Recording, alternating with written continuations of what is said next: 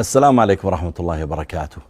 هذه تنبيهات على بعض الأخطاء التي تقع من الناس في سورة الفاتحة. قال الله تعالى: بسم الله الرحمن الرحيم، الحمد لله رب العالمين. بعضهم يسكن كلمة رب ولا يجعلها مكسورة فيقول رب العالمين، هي ربي العالمين. الرحمن الرحيم، مالك يوم الدين، وليس مالك وإنما مالك يوم الدين.